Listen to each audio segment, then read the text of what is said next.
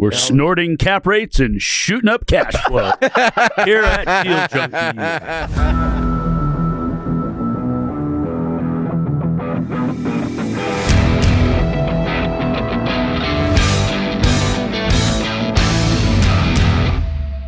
Welcome back to Deal Junkies. I'm Gabe Johansson, back in the SMI studio without Mike Nuss and with Dane McKinney and Trevor Howard. Michael P. is in Scotland. What happened? I don't think he's in Scotland. Yeah, he's in Scotland. He's in Scotland. He's playing golf. What do you mean? Oh, he's on links. Where did you think he was? In the States. No, he was. He's in the States of Scotland. I thought he posted something this morning, and he's playing golf in Scotland. So take that, Trevor. I don't know about that, but he did not invite you to Scotland. Guess what Mike has invited me to? What? Nothing. Ever. I don't think Mike likes you very much. That's what I'm picking up here. We'll find out when he gets back. We'll see how he played. But we hope you're having a great time, Mike. He's going to be gone for a couple of weeks playing golf. He deserves it. I'm excited for him. So this episode is going to be Would You Rather, the real estate edition by Dane McKinney. Wow. I'm pretty excited for this one, but some of them are really good and some of them are not so good. Trevor was right. Oh, yeah. I prompt really well. Well, you stressed me out and I didn't have enough time. Okay. The first, would you rather? Well, you can keep working on it while you read these. Would you rather assume... Wait. Would you rather go play golf in Scotland or hang out with Trevor on his jet ski? I would rather hang out with me on a jet ski. Going to Scotland to play golf sounds awful. Okay, real estate one. Okay.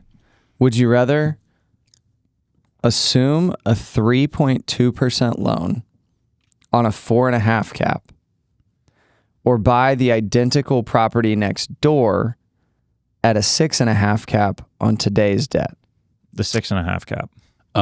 You didn't answer how long the loan is good for. You don't get all the information in these types of questions, Gabe. I mean, if the loan turns out in 6 months, I don't want to assume the loan. But if the loan doesn't term out for 10 years, I'd probably take the first deal. Possibly not. I mean, it depends on the rent growth and all that stuff. But if they're the asset for asset, like probably buy the 6.5 cap because you can't exit the. Talking to your point last episode about exiting deals, Gabe. Exit. That 3.2 cap thing or whatever you said is going to be really hard to exit. What if it was a HUD loan? Then if you want to hold it forever, like, sure, maybe. On but 3% I would rather debt? have the higher cap rate. Really? Yeah. So you wouldn't take, if there's 35 years left on a brand new HUD loan at 3% interest only. 3% interest only, or just 3% it's the same interest? building in both scenarios? Same building, identical building, same rent growth, same everything. Yeah, but one you have to buy. Well, and you said one's a 3.2 rate and 4.5 cap? 4.5 cap. You Yeah. get a spread. 3.2 rate? Yeah. So you get my spread would be better today on a 5% rate and a 6.5 cap. So I would. Okay, wait. Assume you get a 6% rate though. Because we actually haven't locked in any 5% rates. We've just heard in the ether that was possible. So the only thing we've gotten lately is 6%. I'd probably rather have that deal if the term's the same still. 6.5 cap? I think I would take the 4.5 cap on 35-year debt. No, I don't think so. I wouldn't. I think we need to model this. I think you totally would. Take 3% debt? Okay, now imagine both deals go down and you have a higher vacancy. Mm-hmm. Your deal's effed. Well, but if you had today's debt but you can get out of that deal easier though. Can't you get out of the other one too? Well, no, because your basis is double. Yeah. Or that's not double, it's 50% higher. Mm-hmm. So you're basically saying like I'm paying $1.5 million instead of $1 million, but I'm getting better debt long term. So if you had 35-year debt on it, you wouldn't have to get out even. Yeah, you would never have to get out. That's not what the question said. Well, I'm just you were making up a scenario where your I don't like this game. Worked. Next topic.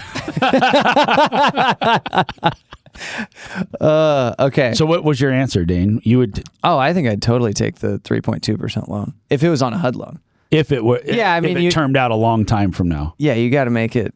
You got to make it make sense for the side you want. Can I assume that one with no money? Trevor, you're the one that says you can pay any price as long as the terms are right.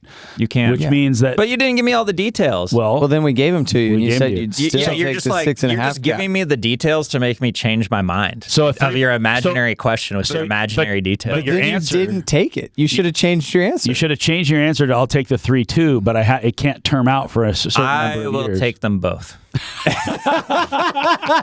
Same building, I'll buy it twice. And then we'll see which one works out better. I'll tell you which one I should have bought. Okay.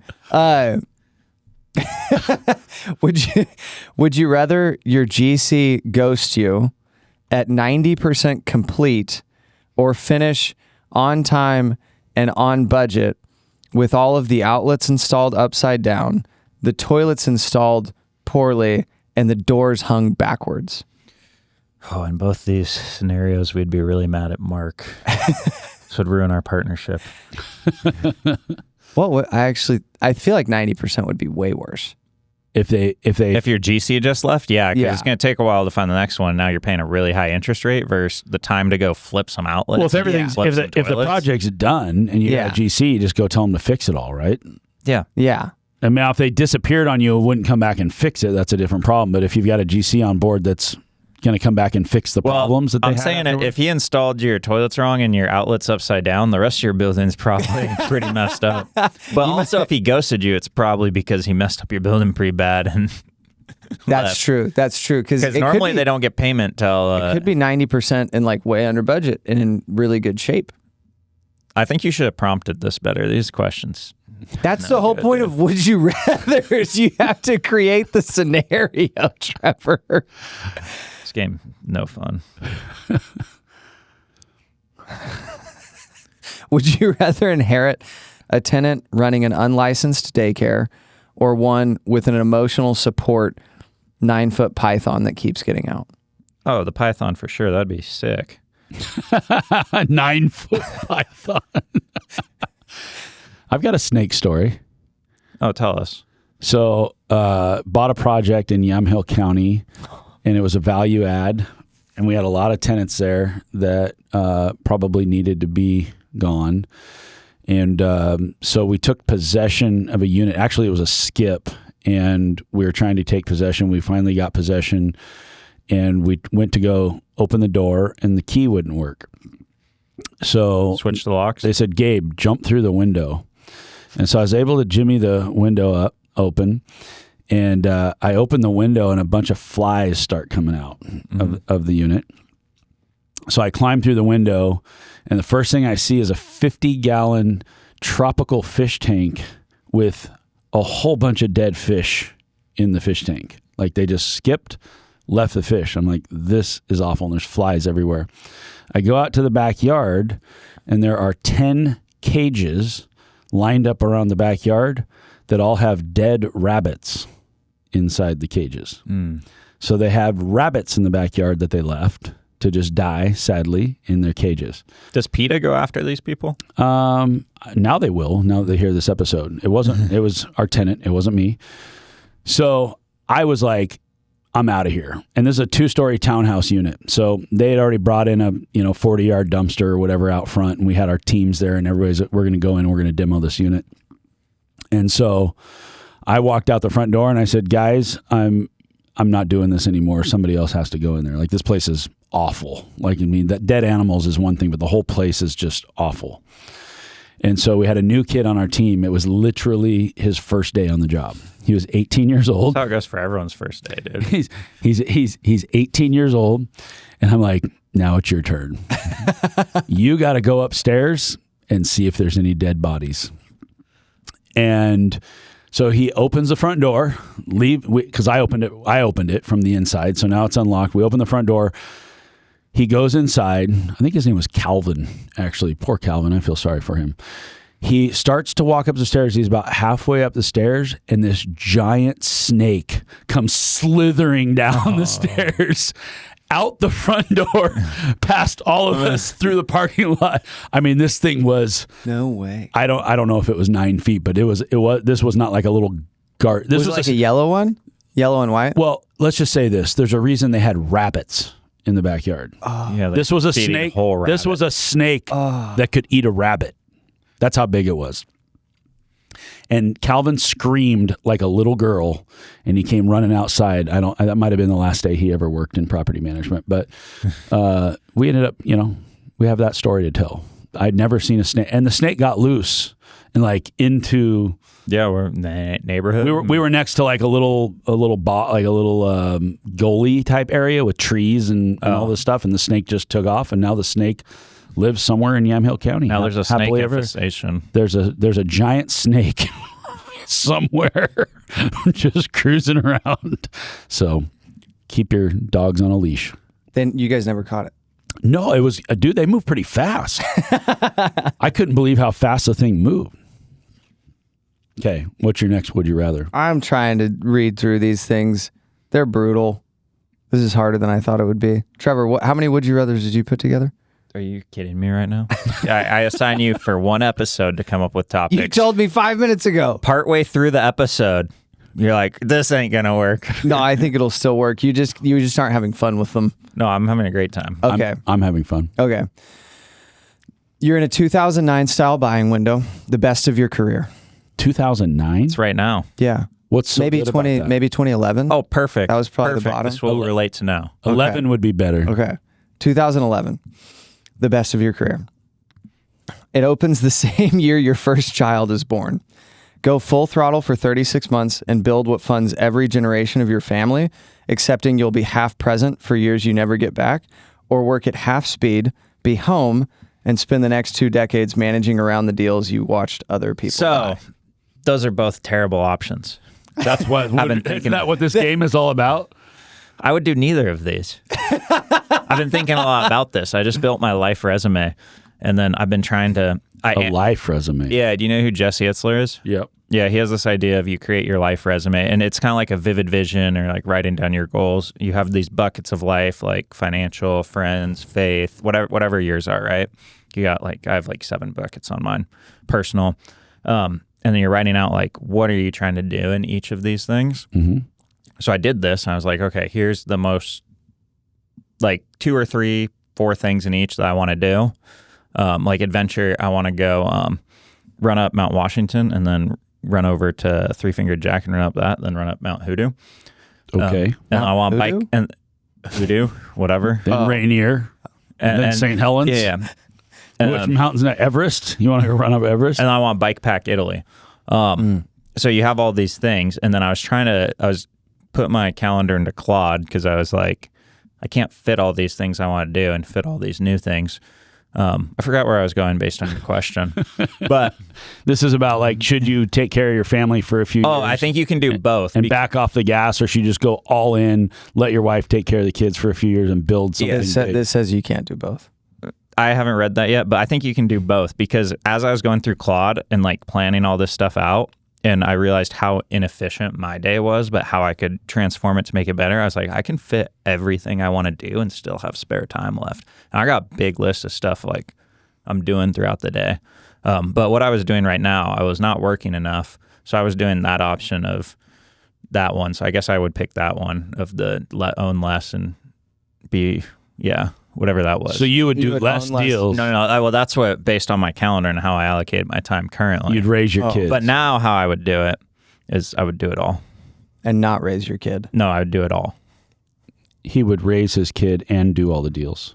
And he'd raise his kid to do all the deals.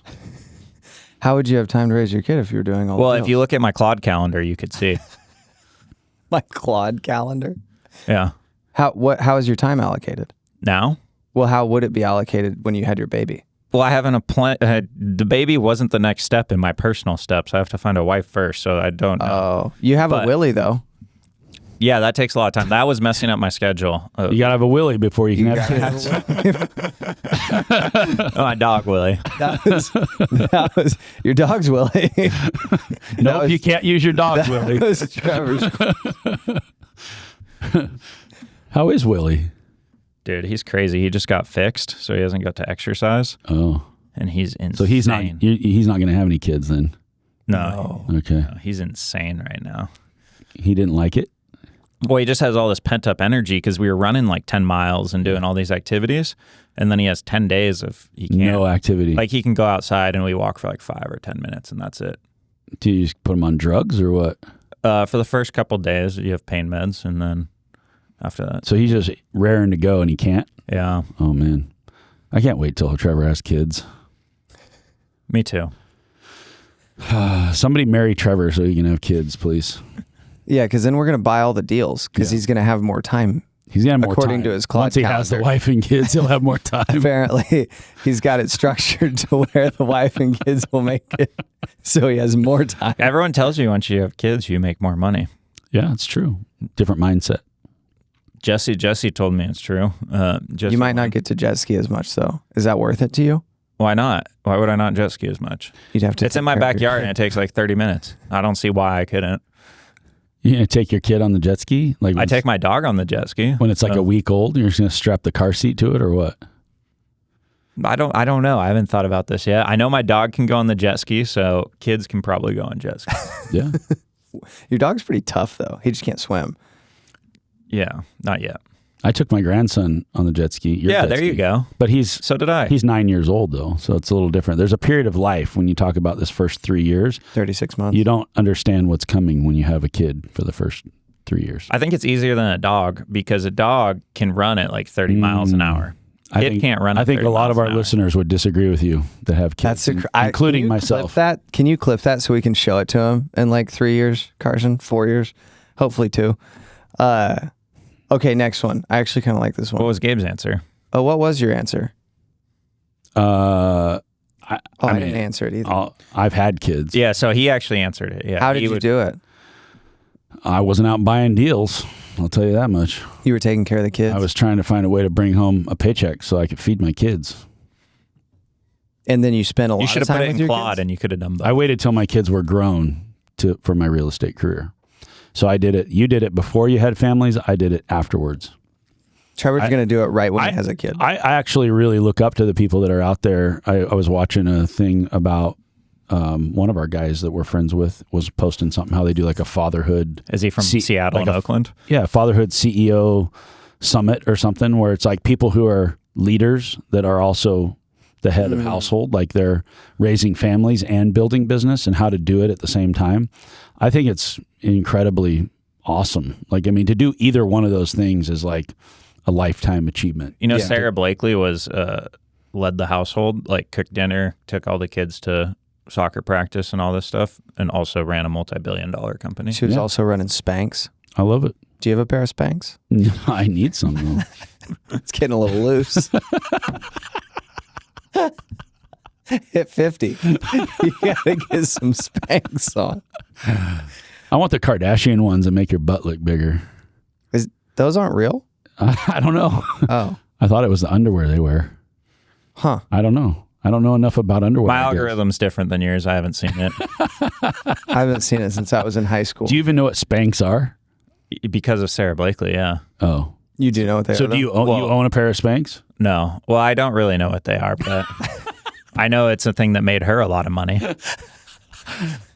Do you know what they are because of Sarah Blakely? Yes.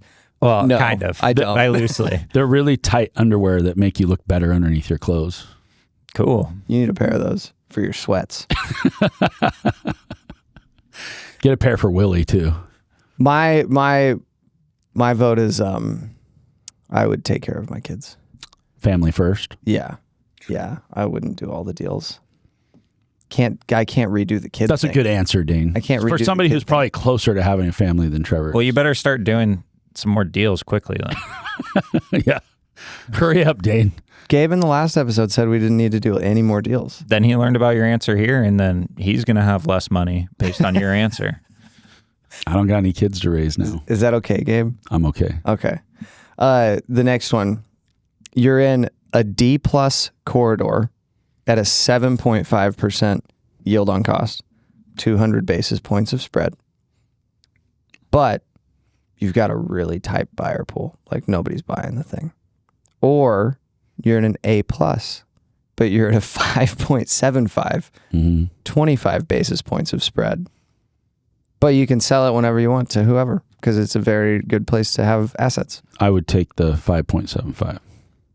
I think Trevor would take the Me D. personally, yeah, I'd take the D. I would. Well, you set me up for that one. He Not said nice. I would take the D. it. He said it. I just know you. Yeah. I don't know. I think I would take, because again, going back to management and exit strategy, like to me, 25 basis point spread. Well, one's on a HUD loan and it's assumable, so you can hold it forever.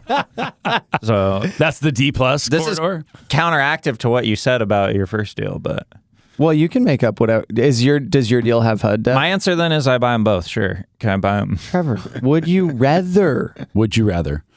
I would take the lower spread Really? for a better buyer pool, because when you think about an A plus, the brain damage that it takes to operate, you're making a yield and you can sell anytime, and you can turn it into cash at any time. Like you have an asset that actually means something. If you take the D asset and you turn it into a C asset, and you've got a bunch of equity sitting there, but you can't tap it. By the way, Refi.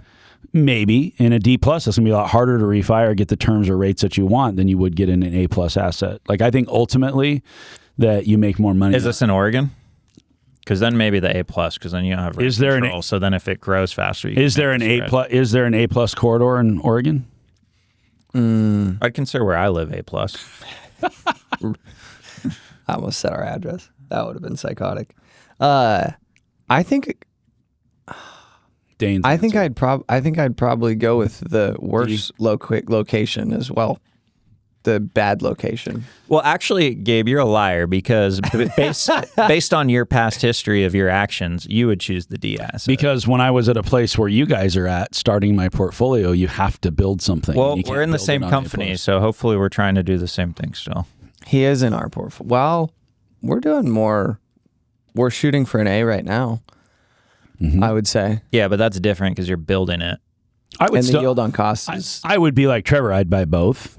But if I could only pick one today in my life where I'm at in my investment cycle, I would take the A+. If it were just you buying it it? was just me buying it. Okay. Yeah, Well, you've never bought a piece of real estate, just you. So that's true. Oh, shoot. So I just do whatever deal you guys wanted to do. Yeah, I'd do the worst location because I don't think I care about exiting as much. I think I'd be happier that I was getting such a good exiting deal. really sucks, man. Like you want to hold on, you want to hold on and refi, and like You said You're that. going to think that until one day when you need to exit something, and then you're like, oh, I got nothing I can sell. yeah, maybe. What was it you guys said about the Louisiana purchase? A guy said, I would rather have the cash today than have land that has no use or no immediate use. Yeah.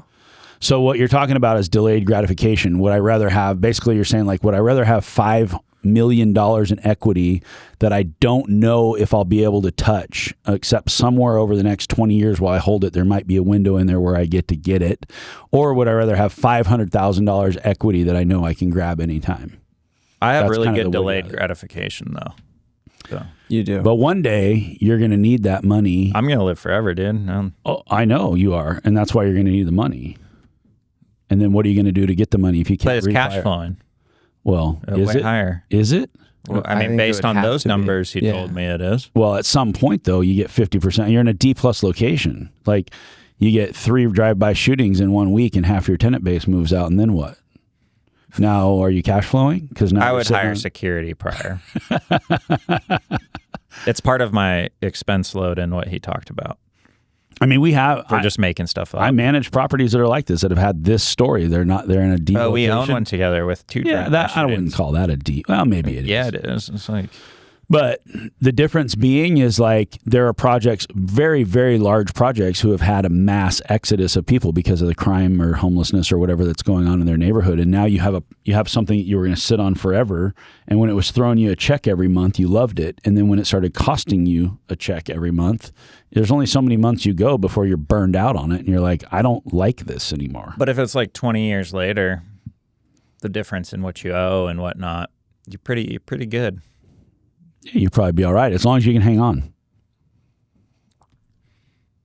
I agree.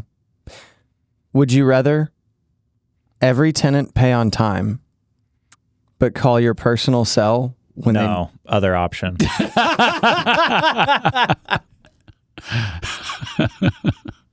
You didn't hear the other option. I like the other one better. Why would they be calling your cell if they're paying on time? To tell you they paid on time? No. About when they need a light bulb changed. Oh, they're calling you. Yeah. Yeah.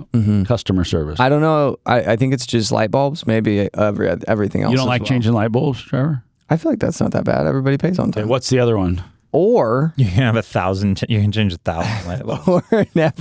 or never hear from anyone, but you also never know when rent is going to show up. That one. Do I get late fees? Yes. So I get to make more money and do less work. Yes. I like that. That's the one. When a tenant What if calls rent doesn't you, show up? Have you had a tenant call you ever Oh, yeah. while you have a PM?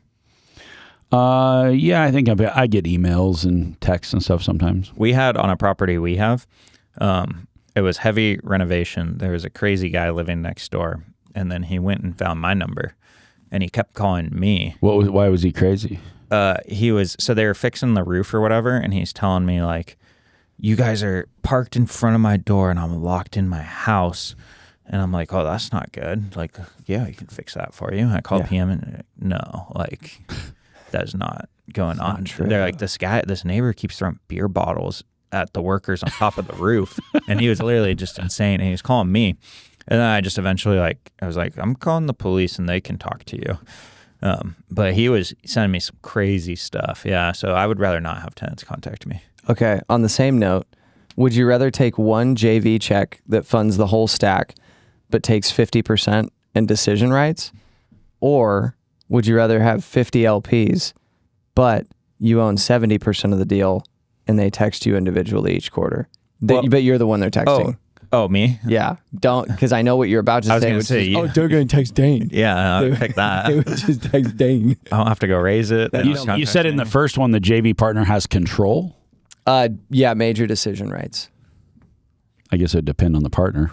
Are they going to text me that I'm doing a great job every day? Where they text me? I picked that. Yeah, I picked that one, and that's the terms of More their LPs, text. better deal. Yeah, and then they text me and say, good job. And I wake up to 70 texts. Good job.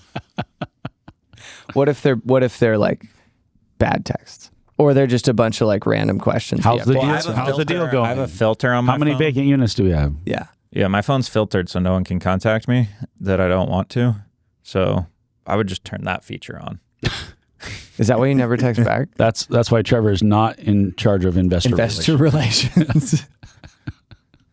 Trevor has a simple solution to this. Don't respond to the text. No, it's not don't respond. It's don't let them come to you so you don't even. Oh, you have nothing to respond to. Mm-hmm. What's your answer, Dane? Oh, for sure, the JV check. It's not even close. So you want one good partner who funds the whole thing, Oh, he's a but good has partner? voting rights? Oh, sure. I mean, in theory, that's way easier if you're thinking about the raise and everything else. Like, yeah, you'd pick that. I guess it doesn't say that because I guess the LPs would also fund every deal, though. This is saying that the JV check would fund every deal, too. Or 70 checks a month? It's just saying it'd fund the whole deal. You get one check instead of 50. I don't know, Yeah. dude. You respond to, they text you, there's 70 of them? 50. 50? That's not even, that's like a text a day. You're on your phone 12 hours a day. That's not even that bad. Trevor found out before this episode that I have less screen time than him, and it made him really mad. It's wrong. He thought that It is wrong. Apple, you need to fix your screen time. It's because it goes to CarPlay and has Spotify for 12 hours in the week. Okay. Yeah. Dane's addicted to. Have you ever hung out with Dane? I have a bunch. If you I have hang a out with bunch of Dane, it music looks on my like phone. this. Hey Dane, what are you doing today? Sounds like Trevor's on his phone more than Dane is.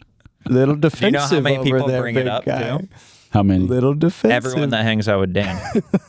They're like, why? What's wrong with Dane? I've never Why had is he on anybody his say phone? that about me. Really? Never. Talk to the people you hung out with yesterday. Yeah, see how that goes.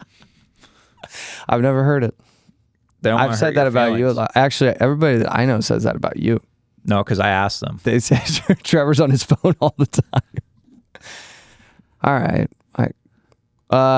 Would you rather a guaranteed 1.8x in 7 years or a coin flip between 4x and just getting your capital back in 3? I think the math would tell you to do the coin flip. Can we do it multiple times? I think the math would tell you to coin flip. The math would, if you could do it multiple times. yeah. Say it one more time. Would you rather a guaranteed 1.8x in 7 years or a coin flip between 4x and just getting your capital back in 3? A coin flip. This is gambling. I don't know. Well, if you can do it multiple times, I'm doing the coin flip. Well, the cool thing about it's a 3-year time frame instead of 7, and so even if you just got your capital back in 3, you could go do another deal. Yeah. And you coin flip again, eventually you're going to hit your 4x, and you should outdo your 1.8. Where would the threshold change? I mean, Answer seriously. Think about it. Yeah, there would be a math formula there.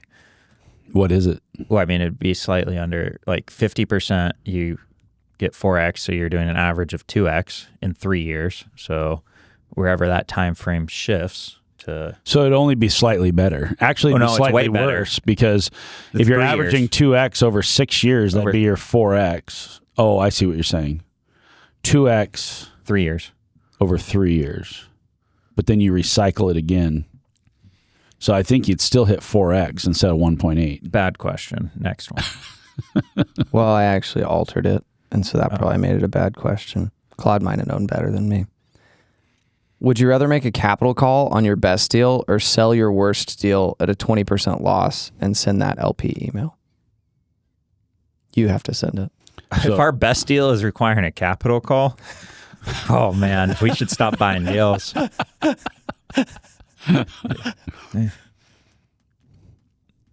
Which one would you do? What is it? Capital call on your best deal? Or sell your worst deal at a 20% loss? So because we're making stuff up, the capital call is to improve the property and make more money. So I would do that. He's asking what's the easier call to make. I think I would rather have my worst. We have a great deal, but we need some more money, or we had to sell our deal for less than we thought we could get for it, and you're going to lose 20% of your investment. Okay, wait. I actually hate that one. All right, you're right. So you'd rather not call them and tell them you lost their money. You'd rather call them and say, we got a great deal going, but we need some more to keep it going. But the thought behind a capital call, when that happens a lot of time, is you still lose the deal, and then you just lost your extra money you put in the deal. Oh, so maybe you would do the 20%. That's throwing good money after bad, they say. I've heard that one. I got a crazily timed text. You said throwing good money after bad, and you know what's funny about Dane is he's always on his phone. I am supposed to be. He's just texting people. I'm reading my prompts. You can put on Do Not Disturb. My phone doesn't do that. Apple, you need to fix your screen time and your Do Not Disturb. Trevor's screen time doesn't work, and my Do Not Disturb doesn't work. Okay. Keep 90% of your net worth inside your own deals. Real alignment, you can look any LP in the eye about and tell them that you have your money in all the deals. Or diversify half of your wealth outside real estate and have to answer honestly the next time an investor asks how much of your money is in the deal. Oh, I think we do option 1. Like, that's our choice. We put all our money in real estate. What do you mean? This isn't easy. Oh, wait. Yeah, we do pick that one every time. That's easy. No, that's a good point. I don't think that's a real would you rather. Raw land at half the price, but you carry it 24 months through a hostile planning commission, design review, and one appeal from a neighborhood group. Or shovel ready at double the price, permits in hand, with a basis so full the deal only pencils if rents grow. Ooh. Oh, not that one. But neither, yeah. Can we say neither? You can say whatever you want. I mean, I think definitely you have to take the first one, but... Yeah, I think you definitely have to take the first one. This one doesn't seem great either. Although I'd much rather... It gets done, though, in 24 months, and you double the value. That's a pretty good deal, doubling your money in 24 months. There is a lot of value in entitlements and knowing you're permit ready and you can go now, because the time factor is the biggest risk in development. Mm-hmm. So if I know the market I'm building into today, it's very difficult, even after you work through all those entitlements, what market are we in 2 years from now? Because it might be a totally different market. So, but I don't think it's worth double. I feel like we have to do this with Mike on the podcast. On a normal project, like 50 to 100 unit project, I think when I talk to appraisers, they're always asking me, like, what is the value of entitlements? Mm-hmm. Usually you spend $200,000 to $400,000 on entitlements, and it maybe makes the land worth another $300,000 to $500,000. Like there's not a lot of you don't have a lot of profit in there. Dane would disagree with you. You think that the entitlement value is higher than $500,000 on, say, a 100-unit complex? On a 100-unit? Well, I don't know. Yeah. 60 to 80 unit? No. Okay. Not on, well, but What's that's your why I thought was going to process? say, because I don't think that the dollars that you have to spend increases like at the same rate as the price per door does. And so like, because you're getting a linear price per door increase, like it's 5,000 more per door or whatever. But when you like pay for a survey, it just costs what a survey costs. If the developer who's selling you the land has already spent $300,000, that's $300,000 you don't have to spend. So technically the land is worth $300,000 more, but then there's also the time value of money to where I don't have to worry about breaking ground in 3 years. I can break ground next week. And so that's what you're trying to pinpoint, what the value of the time savings is what is that 2 or 3 year window worth? I don't like your game. I'm ready to go. Trevor's on his phone. No, I think that entitlements can be extreme, but it also depends on market. Like entitlements in Texas are probably worth nothing compared to what they are in. I'm talking our market. Yeah, yeah. In Salem, you're probably right on. I bet you double the money that you invested. I've sold land for $1.5 million that was probably worth $1 million because it had entitlements. So I mean, and it's not that it was 50% more, because if it was a $2 million piece, it'd be worth 2.5. Like it's not a percentage of the land. It's just the entitlements added. You know, the developer might have spent $300,000 to get there. Yeah. It made the property worth $500,000 more. Interesting. And I think an appraiser would look at it the same way. Share your thoughts. You think differently. Well, I would have thought of it from a price per door basis. Because when you look at development, you're looking at what is my all-in cost per door going to be. And so when you get entitlements done, the entitlements cost the same amount, quote unquote, on a project that's over 50 units.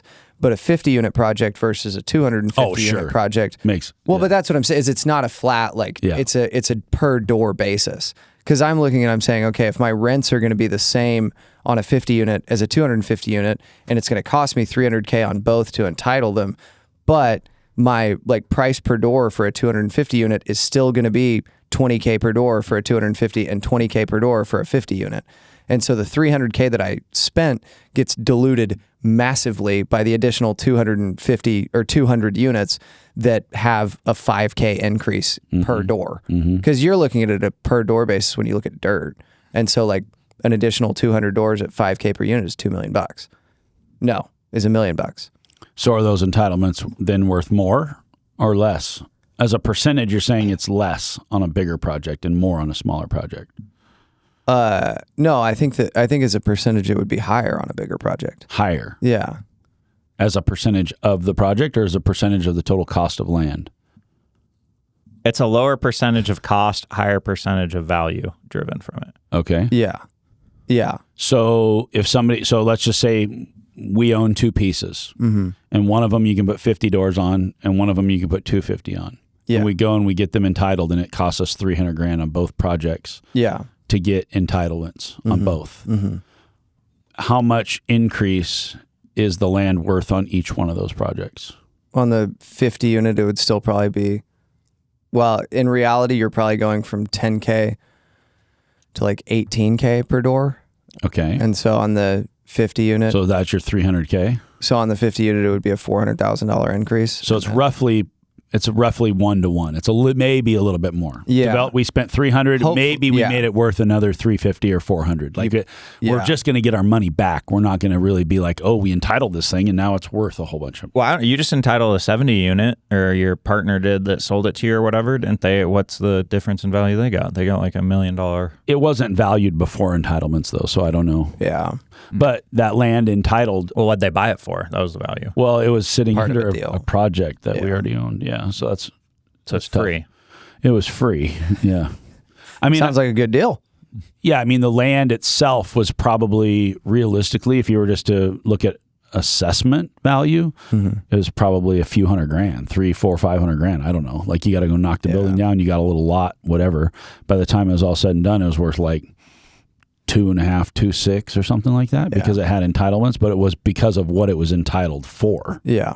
To build high rise. So it's like, oh, suddenly, like, this is the thing about land banking I never understood is like we did our covered land play on our storage, and it's like, okay, well, we spent a couple $1,000,000 on a storage complex, but we're sitting on top of high rise land that one day will be worth far more than what the actual project is on it. At some point, highest and best is to knock the storage down, change the use, and go up with your tower. And the land under a tower is going to be worth exponentially more than if you knocked it down and built cottage cluster or something like that. Yeah. So entitlements can be worth a lot of money. So in my comparison between the two lots that we own, if you could build 250 there, we're saying that maybe it's worth 400. The property is now worth 400 more because of the 300 we put into it to get it entitled for 50. What about the 250? The 250, I still think you'd be at the same, like, you think you'd be the same price per door. So what? No, not the same increase. I think because you get the economies of scale. That's why you're building a 250, and so your entitlement cost per unit is going to be exponentially less on 250 than it is on 50, which is why you build the 250. Right. So then you're saying that essentially it would also be worth maybe another 400. No, I think it'd be worth a whole lot more than 800. No, 2 million. 2 million more. So you're saying as a developer, if you wanted to flip land and you go out and get entitlements, if you're going to have to spend a few $100,000, don't do it on 50, do it on a 250 because you'll make a couple mil on the 250 and you'll only make $100,000 on the 50. Yeah. But don't entitlements cost more on a bigger piece of land because the plans cost more and everything else? Yeah, usually. Yeah, but I don't think that it's like I think it's linear, I guess. It's not linear. Or it's not linear, yeah. So you're talking about creating value out of your entitlements, and some entitlements will give you a much bigger equity pop than others. But it's also a bigger risk, and it's harder to find pieces of land like and that's the thing is nobody wants to go in and spend all the money and do all the time on entitlements unless they're actually going to build it. So usually when you find these, you find a developer who's like, I wanted to build it, but I couldn't. Well, don't a lot of people go entitle land and then sell it? Yeah, they do, but they do that because they're not able to raise the capital to get the project built. I think there's a lot of dudes that just do entitlements. That just take stuff through the development process. There are. And don't build it. It's like but they don't want to build it. I got one sent to me today, actually, that was a 230 unit. We should do it. Entitled? Yeah. Cool. Why haven't you told us about this yet? You've been on your phone too much lately. I'm doing it. He's busy chasing deals in Oakland. He doesn't have time for these entitled dirt. 9cap will sell for free. They'll do anything to get rid of this. We'll pay you to buy this. Pay you to buy it. 9cap at price, but they'll take any price. All right, let's wrap this one up. All right, guys. Hey, Deal Junkies, if you want to book a call with us, dealjunkiespodcast.com. We also offer some free tools for you to use as you're underwriting your deals. We want to help you guys own more real estate, so don't be shy. Reach out. Hey, Deal Junkies, we love you. We miss you, Mike. Hit them straight. We'll see you guys next time.